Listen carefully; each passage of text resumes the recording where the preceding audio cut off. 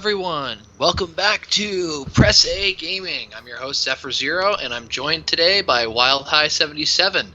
What is up, guys? I'm still feeling the effects of Chronicles of the Lost Realm last night, or maybe that was the bar afterwards. Shh. You're going to spoil it for him. That hasn't dropped yet. Yeah. Got something to look forward to, guys. Anyway, today on Press A Gaming, we are taking on a subject that is near and dear to every gamer's heart. You can just hear the scathing sarcasm on my voice. We're talking about microtransactions. I thought we were talking about the thong of Lara Croft. No. Damn. Besides, we all know it was a new. The cheat was supposedly that you could get rid of all of her clothes, so there was no thong involved. Yes. Polygon tits. Yeah, polygonal tits. Yeah. You'll poke your eye out, kid. But no. I still don't know how she was able to do a handstand with those things. Just sheer gravity problems. But yeah, no. Microtransactions, the thing every gamer hates. We've all run into it. We all hate it. It's pay to win.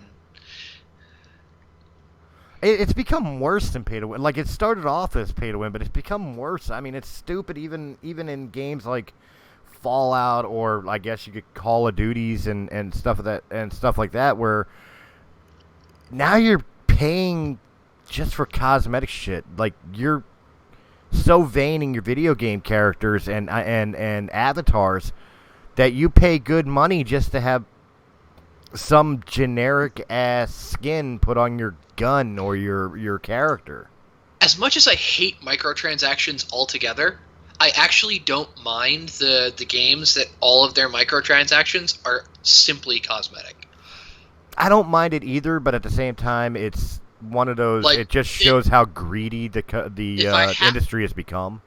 If I have to get stuck with a game that has microtransactions in it, I would rather have the all cosmetics than have people being able to buy like loot boxes that give them chances to get weapons or certain weapons for certain loadouts or attachments for weapons or pieces and things like that. That's a mobile game thing.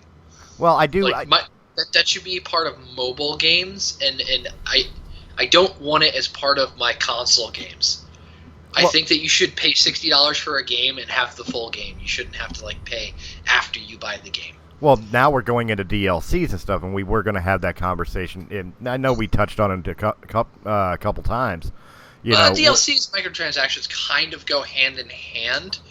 Okay, I wasn't sure where the line was on that. Yeah, I fully agree. Like, back in the day, the cartridge days, what you got in the game was what you got. You paid your $50-$60, and that was the game.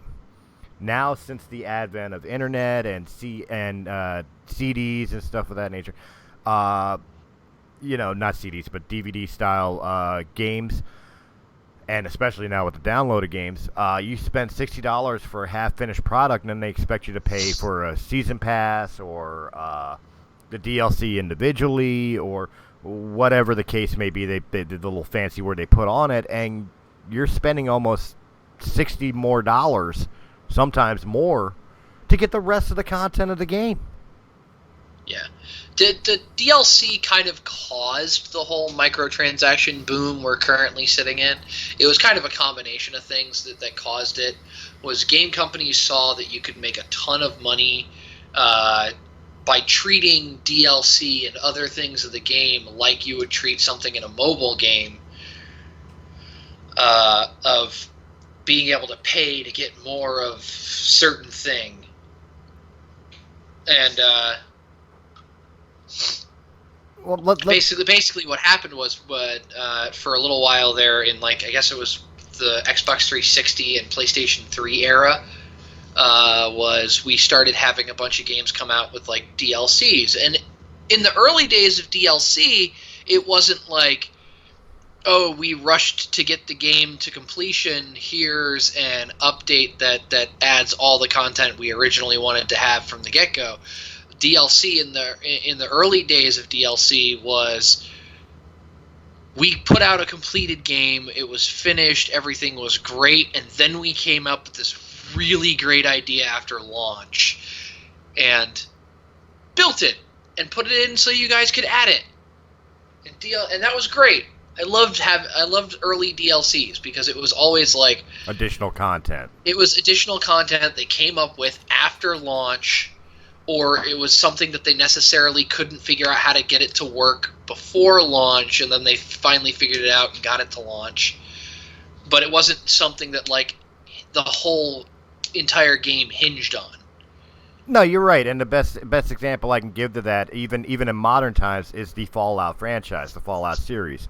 Fallout 3, Fallout 4, you had all your DLCs like Mothership Zeta and Operation Anchorage, or even in Fallout 4 with like Nuka World and Far Harbor.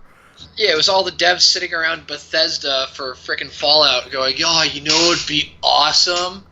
Takes a hit of the blunt. Right, Motherfucking aliens. Right, but when like the best way I can describe it is when I bought Fallout 4 and I knew there was going to be DLC content to Fallout 4. Bethesda offered a season pass to get all the DLC for $30. Mm-hmm.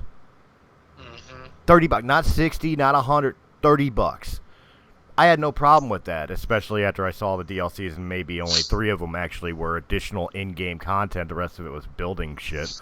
But, I was fine with that. And then even looking at Fallout 76, although there is a point that we're going to talk about with Fallout 76, there was a, when they released 76, they knew they were going to be adding new content DLC to it, like Nuclear Winter and the newest one they just added where you can actually delve into one of the vaults now. You can finally go into Vault 94, I believe it was.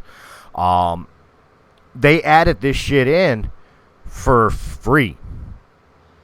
Yeah. They're one of the few MMO games that actually gave you your DLC for free. And the reason I say the few is in the same company, even though it's released under a different publisher, the Elder Scrolls Online, every DLC for Elder Scrolls Online is you got to buy a new version of the exact same game that just happens to have that new content. Oh yeah, no. A lot of the games with certain DLCs, the way they have it, they're treating it like the subscription model of like original World of Warcraft, of where you got World of Warcraft, and then when they had another, instead of buying the game outright, you subscribed to the game, and that got you all of the different updates as they went through. Like Final Fantasy. Right. Yeah. Final Fantasy MMOs, rather. I want to be clear, not the Final Fantasy standalone games. Right. And it's, as a longtime gamer, as a guy who remembers gaming, what gaming was in the 90s. Longtime gamer. I was playing fucking Pong. I mean, I played Pong too, but like I wasn't there when it was in its frickin' heyday. I wasn't going to arcades and sinking quarters into things, although I kind of was. Oh, but, I absolutely was. My arcade era was like Light Guns and Time Crisis and Burnout. Like. Oh, I was pulling scams at the local 7-Eleven with Street Fighter II Championship Edition and the original Mortal Kombat. I was there the launch of the 8-bit Nintendo. That I've seen this game industry grow, and I've seen it grow greedier and greedier and greedier. Arcade cabinets, the original microtransactions. Yeah, but you know what? If you knew how to play the game, you can make your money back. Yeah. That's the thing. That's why it's different for like arcade cabinets, because like you're putting in your quarter or your 50 cents or whatever, however much it costs to play the arcade cabinet, and then you get to go for as long as you have the skill to keep going.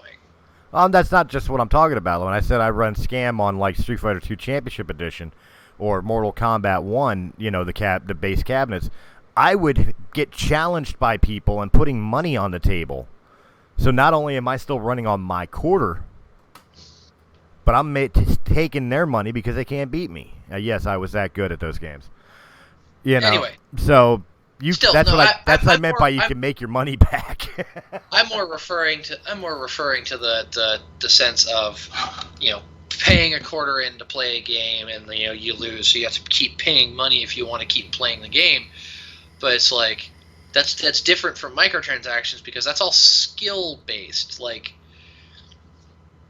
for microtransactions, a lot of the way some of these microtransactions work is if you have no skill, you can offset that by buying shit in game.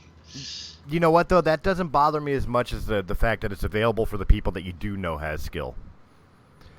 And then they just buy the shit to become invincible anyway. They do it to basically troll. Essentially. Like, one of the worst things I remember ever happening is, Call of Duty always, in their multiplayer, always had a governor to their lobbies. And you would have skill-based matchmaking. So once in a while you get somebody who was relatively decent in there, but if you were a shit player, you were normally put on with mediocre to shit players. Yep. And then Black Ops 3 came out, and they eliminated the governor, and somehow, some way, people were manipulating where they're the greatest Call of Duty players of all time, and all they're doing is sitting on and trashing the shit players, which makes the shit players not want to play. Yep. Because they're cannon fodder. And then you tack on what we're talking about with, like, microtransactions where they're buying the best guns under the planet. Now you're really just giving them more ammo than they ever needed to trash people who just want to play the game. Yep. And it's like, I wouldn't have as much of a problem with microtransactions if it wasn't that a lot of developers were taking it as carte blanche to release an incomplete game with the mentality that they'll just finish it later. No, you're absolutely right. And I think one of the ones I was most blasted for, and it definitely brought it to the forefront, was the Star Wars Battlefront series, particularly Battlefront 2. Yeah. Loot boxes out the ass. They did calm that down dramatically, though. Too little too late, in the eyes of a lot of gamers, but they did fix that problem. Yeah.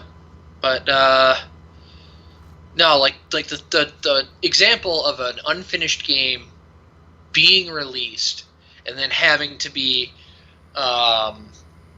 updated via DLC to be what it was originally advertised as at the beginning. No better example than No Man's Sky. They had to completely revamp that game. Yes, that is true. It was absolutely not what was promised at launch. 100%. Like, at launch, we were promised a huge, expansive universe. No game is the same. They actually had promised that you would be able to run into other people throughout the universe, but it was highly unlikely at first because of how big the universe was. And after launch, we went and found out that it just didn't have any multiplayer functionality whatsoever, so that's why you weren't running into anybody. The only multiplayer functionality was the discovery feature, which was as you found things in the universe, it logged who discovered it. Right. So, like, your name would go up on a log next to somebody else's name of, like, you discovered this first. And that's weak. That was not what was promised. It was promised that we would be able to, like, explore this massive, expansive universe and discover things and build and do all this cool shit. And there was still, like, a small chance we might run into somebody else. And then at launch, nothing. Nope, can't run into other people. Why? Because there's no multiplayer. Now, see, I came in late to No Man's Sky, very late to No Man's Sky, so I avoided this initial complete and utter failure. Oh man, but it was so buggy at launch. But when I got the game, I mean, I'm still not overly impressed with No Man's Sky. To quite honestly, it bores the shit out of me. But I remember the first 10 minutes in, I saw other people's ships flying around, up in the sky or something. Of course, I knew it was a player and not just like a shooting star or anything because they had their little fucking gamer tag over top of the icon or whatever, Yep. So they definitely, I could definitely say they fixed what you're talking about, at least in that aspect. That was one of the mid updates that they added to the game. The good thing that Hello Games did for when they did this is none of the DLC and updates to No Man's Sky cost anything. Everything is free.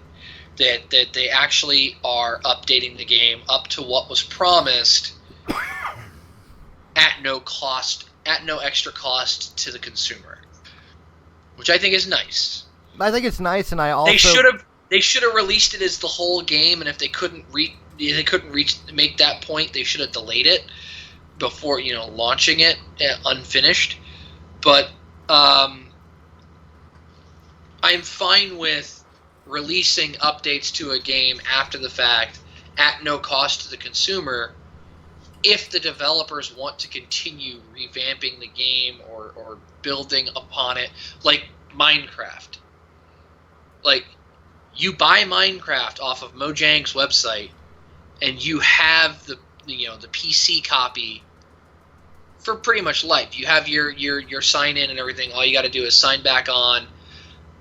It'll remember, hey, you've purchased Minecraft. You can download the newest launcher on your new device. Cool. Awesome. And the game's just continually updating because Mojang is adding more stuff to it constantly. But you don't have to pay extra to get it. And I think Minecraft might have gone up in price at some point. I think back when I first started playing it, back when it was $20. Back when I first started playing it, it was like $9. Well, that was like. Sorry, go ahead. That was like vanilla 1.2.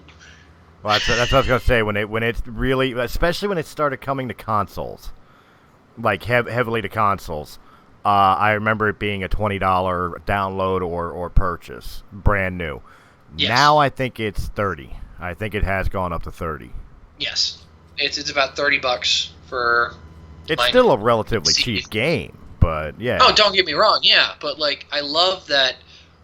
At least for the PC version, I don't know if any of the consoles or whatnot have that system, but that might not. That's probably not on Mojang's end of things. That's more on Xbox and PlayStation and Nintendo DRM.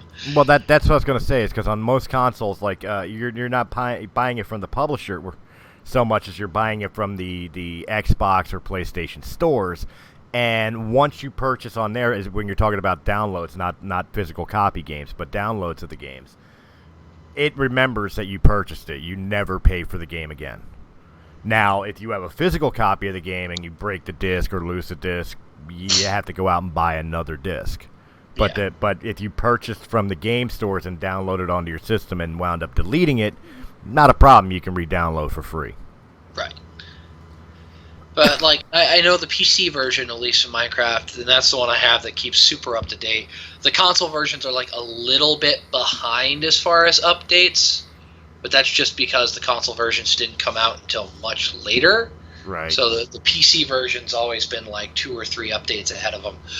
But to be fair, to go back to what you were saying about No Man's Sky, which is a blaring example of a game being incomplete. I feel I have to be a little fair with it, though, because No Man's Sky was a very ambitious idea. It was basically, Minecraft in space and a complete MMO resource gathering survival game that's really, at that point, never been done before. So I can almost be a little bit more forgiving of them trial and erroring their game, as opposed to, say, like we were talking about before, Star Wars Battlefront 2, where you already know how the hell to do a first-person shooter game. There's no excuse for the fucking raping of people's wallets in loot crates and microtransactions. Yeah, especially putting the the big, powerful Jedi and Sith hero characters behind loot boxes too. Well, one of the stupidest things, like I remember with the loot crates that you're talking about, one of the stupidest things that they did was, this was one of the scams they did. It had nothing to do with the loot crates, but when they released Finn and Phasma to Battlefront 2 as playable characters, you had to save up credits to be able to purchase them. But at the time, they told you could only buy one or the other. Like, if you chose Finn, Phasma was closed off to you. You can never have Phasma.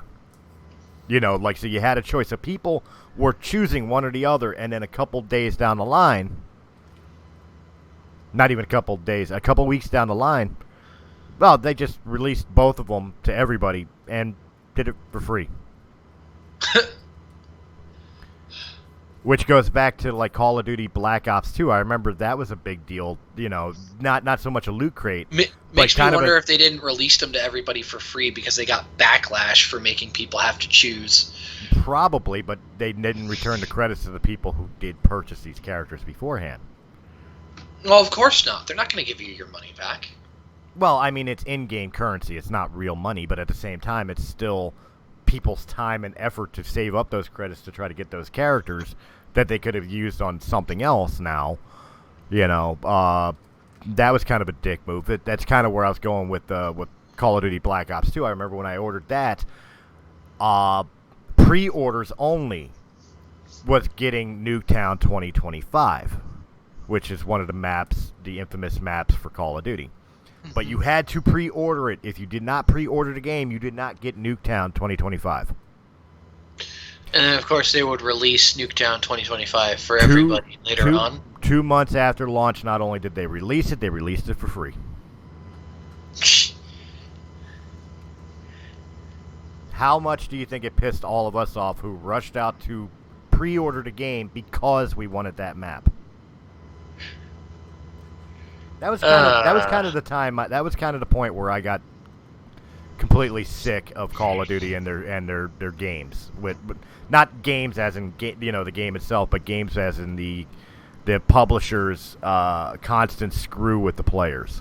Yeah, the shit they're pulling against the players. Mm-hmm. We're definitely reaching a point in the gaming community that developers are starting to see a lot of pushback from fans for some of the business practices they're doing, and I think we're actually going to start seeing stuff like loot boxes and microtransactions taper off as fans get more and more annoyed with it.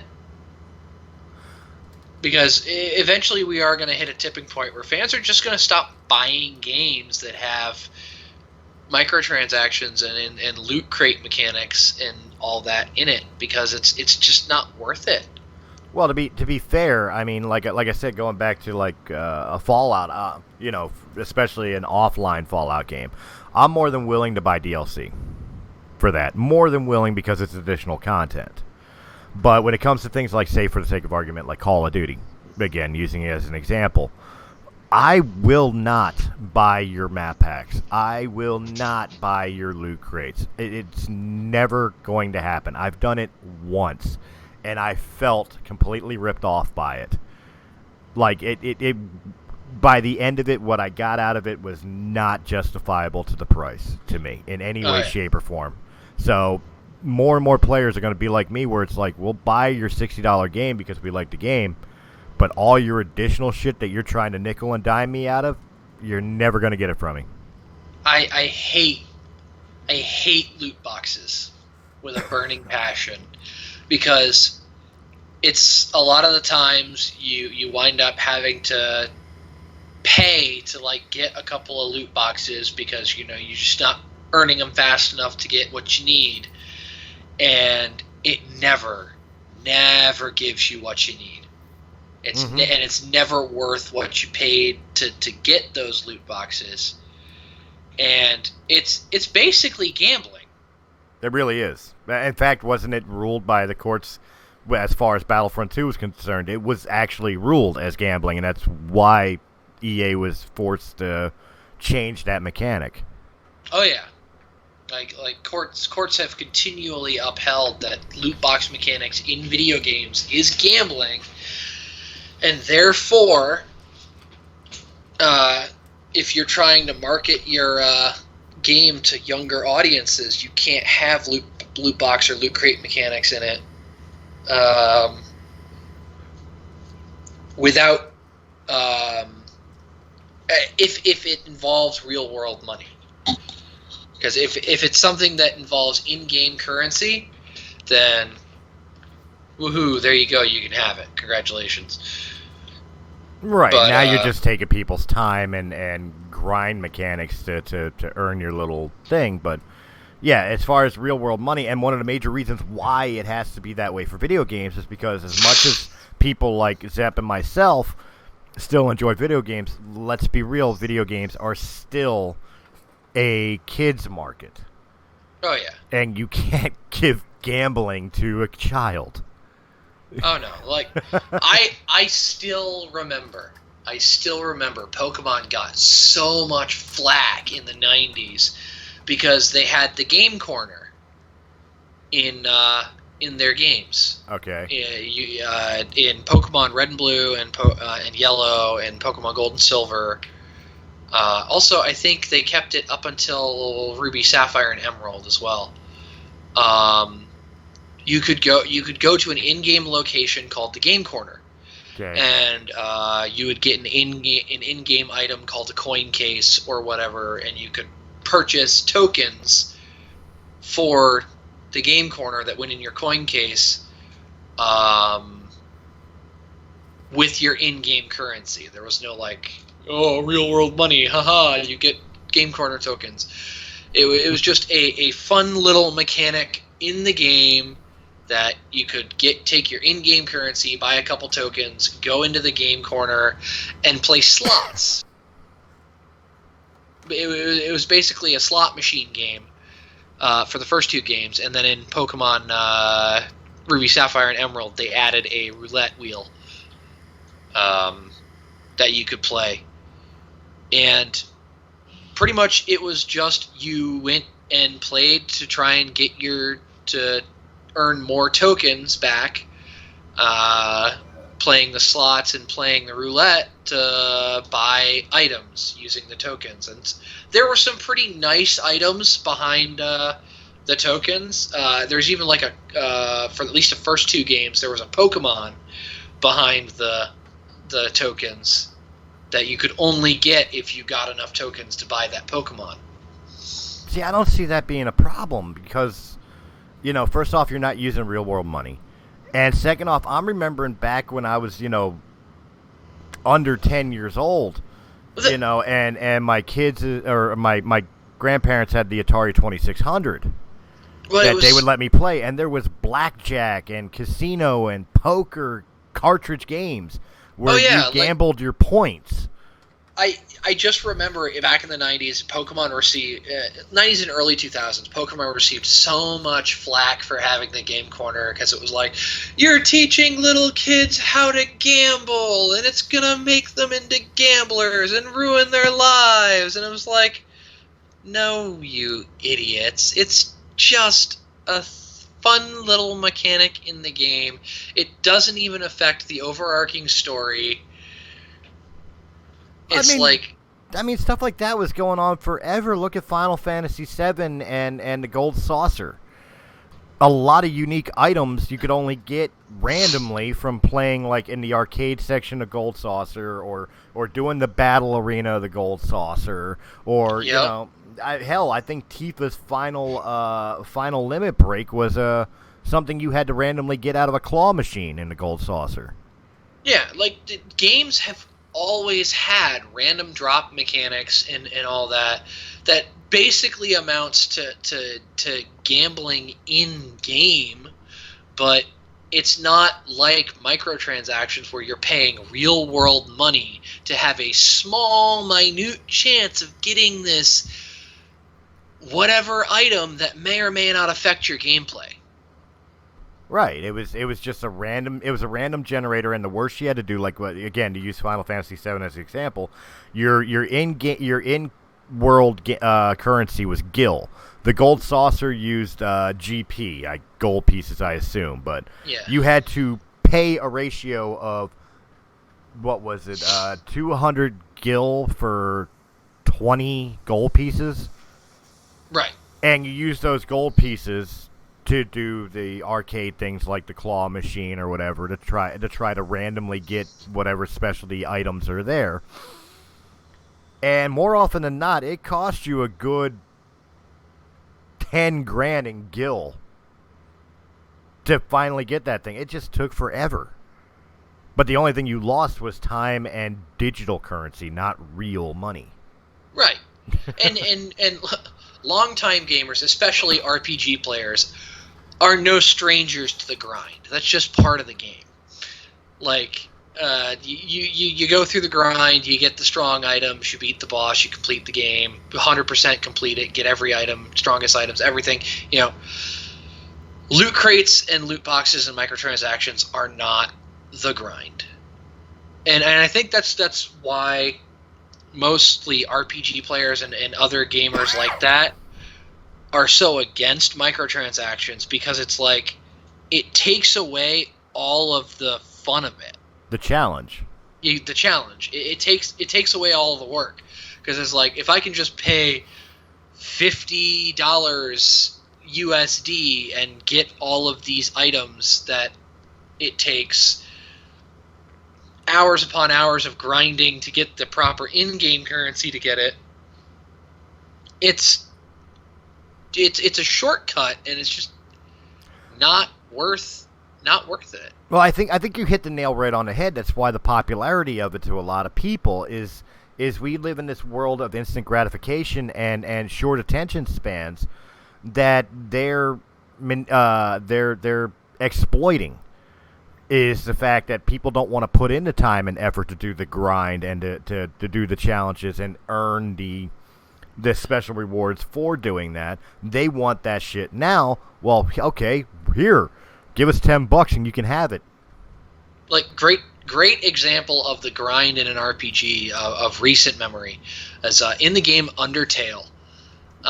If you're running a pacifist run, there is an armor in the game you can get called the Temi armor. And it takes a ludicrous amount of money to get this armor.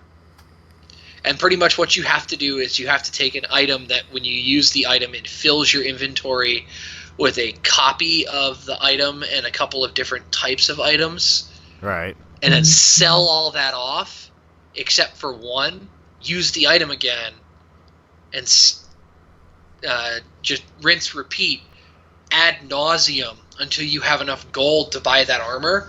But the second you get the Temi armor and equip it, the game is so easy. Like, no, any character that attacks you from that point on, it's basically like 1 point of damage. Oh, wow. It's so ridiculous. But the grind that it takes to get the armor is equally ridiculous. And there's no, like, you could buy gold to get it earlier, or like pay real world money to get it earlier. And it's just like, that's the grind that is satisfying to gamers. Well, because it's you put in all of that work to get that armor, and you get to have this ludicrously high defense, so that nothing in the game can essentially touch you. Well, see, that's some of the things I don't get about modern day gamers. You know, they'll spend the money on loot crates, or at least, you know, some of them. I'm not going to say modern day in general, because most of them I think are like you and me. You know, where it's like, I'm not giving you a dime for this shit. But you have your select few that actually, you know, take advantage of the loot crates and the microtransactions and stuff because either they don't have the skill or they're just assholes. But I mean, these are the same people that'll go out for hours on end with Pokemon Go, standing by a Pokemon station to be able to re-get Pokeballs and shit, and will grind like maniacs just to get one Pokemon. Oh yeah, and like it's not like, and Pokemon Go is actually a great example because Pokemon Go has microtransactions. You can pay to get Pokecoins, which you can then use to buy items in the shop. So there is absolutely a pay-to-win function there in Pokemon Go. But most players will actually take the time and stand by a Pokestop and just spin it every 5 minutes to build their items back up and not pay real-world money for the in-game items. Like, I think there's only one time I've ever paid real-world money into Pokemon Go, and that was because I needed Pokeballs, and there weren't any Pokestops near me at all. And it's like, Still wouldn't pay real I ran money. I ran into a Pokemon I absolutely wanted. I was out of Pokeballs, and I'm like, there are no Pokestops near me. I need this. It was a Scyther. Don't judge me. It was worth it, damn it. Yeah, but I mean, I was guilty of it when I was living up in Jenkintown and I was actually playing the Pokemon Go. My girl and I would literally go down to the closest SEPTA train station. Was a Pokestop. And we'd go sit at the train station for like a good 2-3 hours just to replenish our Pokeballs. And you know, of course, random things would appear as we were there anyway. I like it. I like it when a game strikes a balance between having microtransactions and actual like gameplay mechanics. Because Pokemon Go is a great example of striking a balance. It has gameplay mechanics where you shouldn't have to spend a dime ever in order to be good at that game or keep playing. You shouldn't have to spend a dime. But at the same time, I mean, we're talking about a free game. At the same time, you can pay real-world money to get the in-game currency, to get some items, to boost your items and whatnot. And I'm glad that it's just items. Like for Pokemon Go, you can only buy items for things. It's not like you can buy Pokemon. But like I said, with the microtransaction ideas for a free game, like a mobile app game, for example, I'm less angry about it because okay, you gave me the game for free. You need to make money somehow. I'm fine with that. It's right. The games that you paid for that make no goddamn sense to me. It's like you've already gotten your money. Leave me the fuck alone. Yeah. You know what I mean? Like, as a perfect example, like, I'm not even going to point at the mobile games. Look at things like Dungeons & Dragons Neverwinter, for example. That is a free DLC on consoles. That's a free DLC on PC. Mm-hmm. It's got microtransactions in it. I've never really looked at the microtransactions, so I don't know if they're cosmetic or there are specialty weapons you can get. I've never delved into it because I just play the game. But the game was free. So I don't care that they're there. I get that, I forget who made the game, Perfect Realm or something like that, or Perfect World. Perfect World needs to make some sort of money for the game, especially to keep the servers up. I'm fine with that. But if Neverwinter was a game I paid $60 for, keep your microtransactions out of what I paid for. Exactly. I think that's the true balance. If you gave me the game for free anyway, then sure, I understand you need to make your money some way. But if you already made your money from me, quit trying to get more. Yeah, I can definitely agree with that. Like, the biggest annoyance of microtransactions is that, like, I already paid $60 for this game. Why am I having to pay you more money for even being able to be viable in this, especially multiplayer games. Like, microtransactions in multiplayer are just oil and water. They should never go together, ever. And I think a big reason that microtransactions are continuing to be big is because of the competitive scene. Mm-hmm. And you have games where you have microtransactions that you can get some of the better weapons and bigger stuff by paying for it. And so you have these professional gamers, competitive gamers that make money by playing these games that are paying to be at the competitive cutting edge. Well, then because there's that big push to just always be competitive, always be, at the forefront of everything, and it's just it's driving this microtransaction economy. Well, then, to be fair, I think there has to be some sort of governor in that competitive world. There's got to be some sort of way of penalizing those who didn't earn that are in the competitive world. If you didn't earn that weapon, if you didn't earn that status, you didn't earn that armor, whatever the case may be, you loot crated it or microtransactioned it, then you're disqualified from placing in the competitions or even participating in the competitions. But how do you track that? There has to be a way to track everything you do on computer, everything you do on console leaves a log. There's always a paper trail. Well, digital paper trail, but a paper trail nonetheless. There's always a log somewhere of what you did. Like, I completely agree with you. Like, there should be a way, but like, the amount of effort and time that needs to be put into tracking that would be. Then put it in the hands of the developers. Make it regulated that all loot crate or play to win items that were purchased have a type of watermark on them that show that they were purchased rather than earned. What is it? 2 seconds to put three white pixel dots on a gun? Yeah, I guess that could also possibly work. Honestly, the best thing to do would be for the competitive tournaments is make it so that anything that can be bought or pulled from a loot crate just can't be used, and just have it be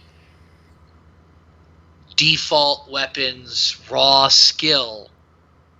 I agree with that completely. In fact, if we're talking about like the Halo tournaments and the Call of Duty tournaments, not only should it be like default skill, and default weaponry. I'm talking if we really want to go default, you don't even get the attachments. You don't get the specialty ×4 scope or the extended mags, that you would normally get from leveling up your gun. You get vanilla weaponry, and show us what you got.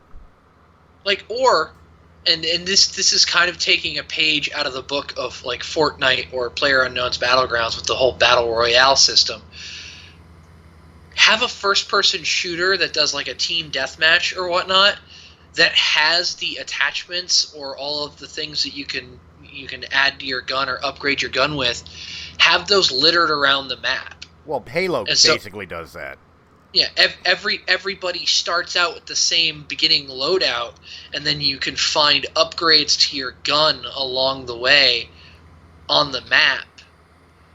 Well, that's the one thing I can give Halo, because Halo, you even in the competitive aspects of the game, like the World Championships of Halo, it starts as the same deathmatch where you either have the assault rifle or the battle rifle and a Magnum handgun, and that's all you've got. All the other weapons, like your shotgun, your sniper rifle, whatever, what have you, is littered throughout the map. You got to go find it and get it.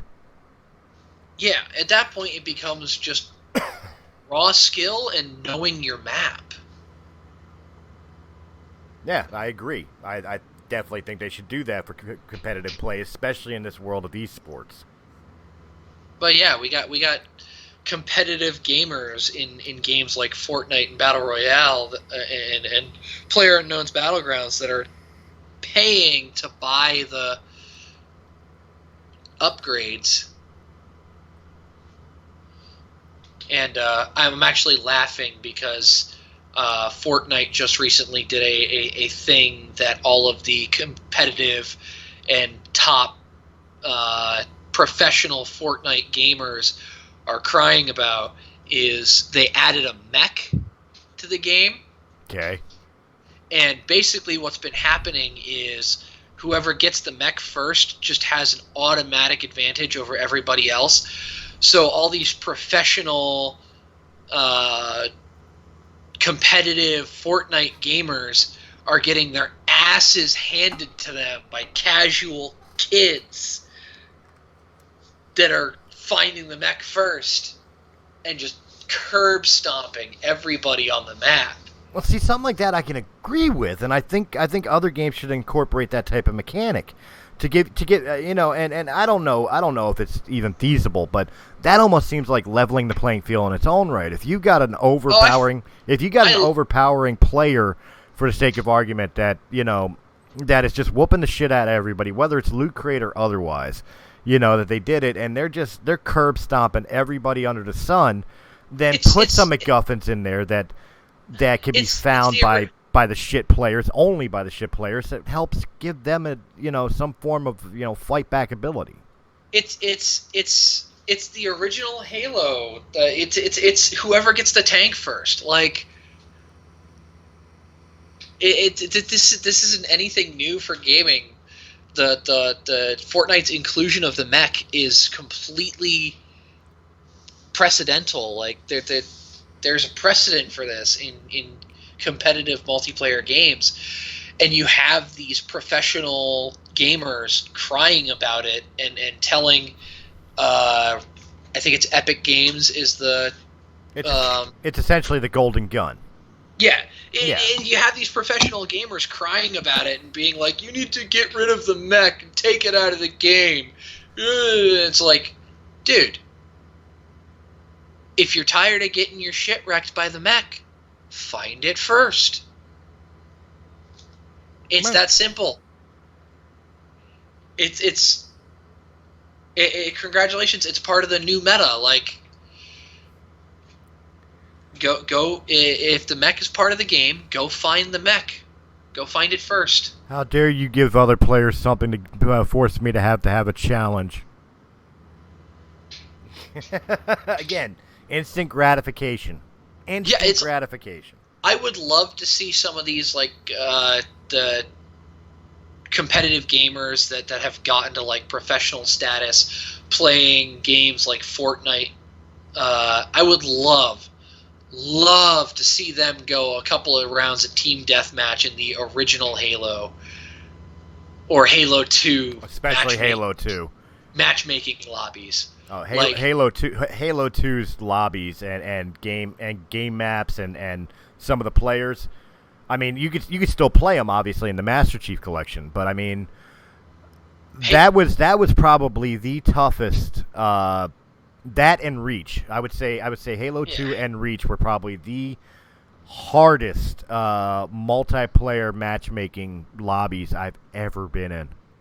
Oh, it was. Well, that was the great thing about Halo 2 and in, like, the Halo games up until, like, I think Halo 4. It's all raw skill and a race to get the better weapons. Like,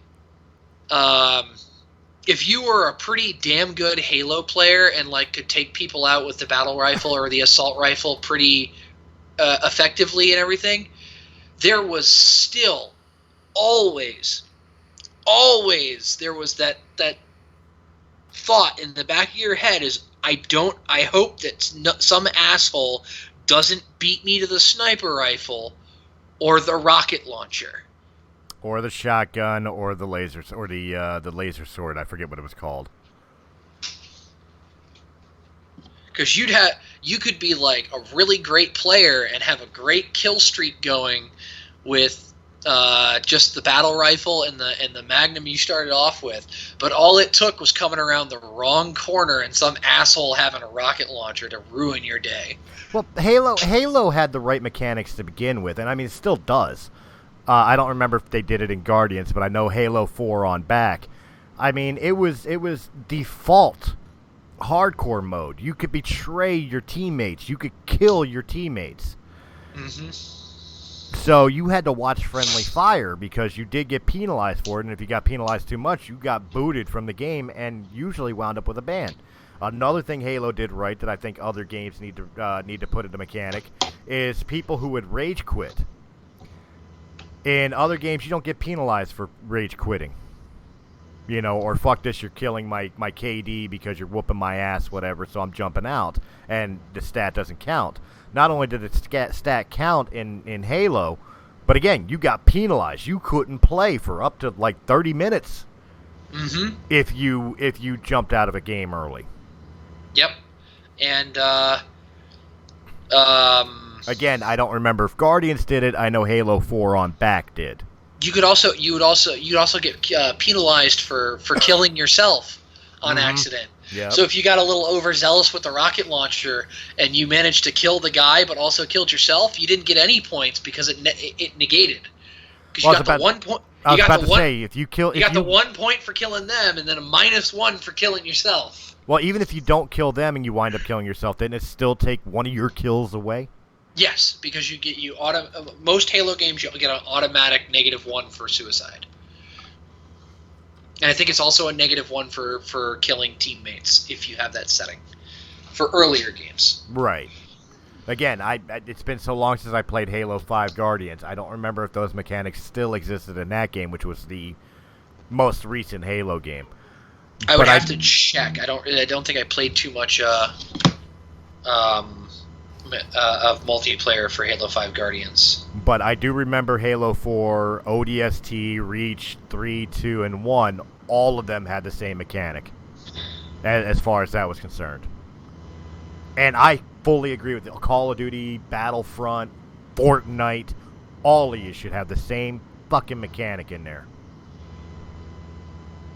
But yeah, like, it for multiplayer games, it shouldn't be, I paid money to get all the best equipment, and I just wreck everybody that I come across.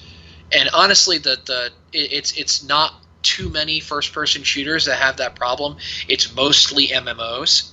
Yeah, it is mostly MMOs, and I mean that. If I remember correctly, that really started with like you said earlier, the World of Warcraft, where you were buying epic weapons and epic armors, you know, because you couldn't find them or grind them.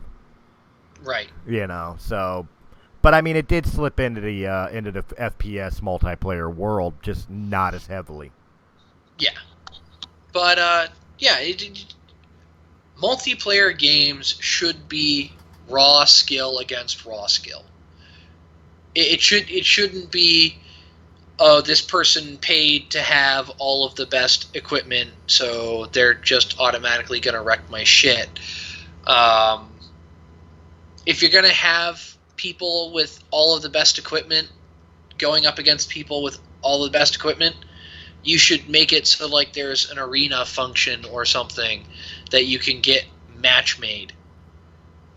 Yeah, a 1v1 PvP or something of that nature. And put similar, I guess, for lack of a better term, put similar power levels up against similar power levels. Which goes back to the governor I was talking about before, skill matchmaking, skill-based matchmaking. Exactly. Yeah. So, but yeah, microtransactions, probably the in my opinion, the worst thing to happen to gaming ever. Well, as much as your opinion and my opinion matter to us, and we definitely agree on that, what about you guys listening? What do you think of microtransactions? Do you think we're making a mountain out of a molehill, or is it really that much of a bane in the video game industry? Yeah, definitely leave a comment and subscribe. Keep getting more of our podcast videos. That's right. Besides Press A Gaming, of course, you have all the great podcasts like Realm of the Mist Entertainment podcast, Breaking the Fourth Wall, War of the Stars, It Had to Be Said, Tinfoil Hat Society, and then don't forget the gaming community of the Lost Realm, which has now adopted Sounds Dicey, which of course is the home of Chronicles of the Lost Realm. Chronicles of the Lost Realm, and we got a couple more campaigns that are going to be dropping out soon. Yep, home brewed game systems and stuff. So keep an eye out for that. That's going to be interesting. And of course, we're going to be visiting. There is talks and rumors of visiting some old classic tabletops like Star Wars and Marvel superheroes, and who knows? We may even hit Magic the Gathering or White Wolf games, or not Magic the Gathering, Vampire the Masquerade. Oh, we could totally do Magic the Gathering, but I don't think you guys want to go up against my Ornithopter of Death deck. Well, I think the only way we would be able to do that in podcast form, especially with all of us living in different cities, is we would have to get like one of the digital Magic the Gathering games and all of us start from scratch with decks. There's a website called Untapped.in that you can build a deck and play, and it has a huge card database. So well, there you go. So it's still what I was saying. We can't use our physical cards like what I'm sitting here is next to my leg on my computer desk. I mean, you can. You just have to build the deck in it. But anyway, I'm your host, Zephyr Zero. You can find me every other Friday on Press A Gaming Podcast, or you can find me on Sounds Dicey playing Chronicles of the Lost Realm, or playing whatever campaign we're going to pull out next. I'm not going to spoil it here. You guys are going to have to go there to find out. Wild High, where can they find you? Well, you can find me at Sounds Dicey playing Ferrante Thanalis and Chronicles of the Lost Realm. And, of course, you can find me here at Realm of the Mist Entertainment on multiple different podcasts. Of course, you could either check us out on the YouTube channel or wherever quality podcasts are heard. All right, and we'll see you next time on Press A Gaming. Remember to press A for more great content. Later.